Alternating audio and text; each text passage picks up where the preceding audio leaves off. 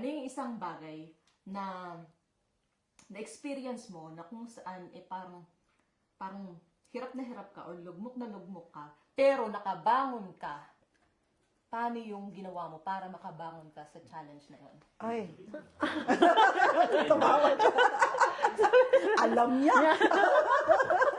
Nandun ako sa lugmok na lugmok talaga ako. Literal na. Umiiyak talaga ako. Akala ko hindi ko yun ma-overcome. Pero ito lang masasabi ko. Kahit ganon kahirap, nandyan naman ang Panginoon.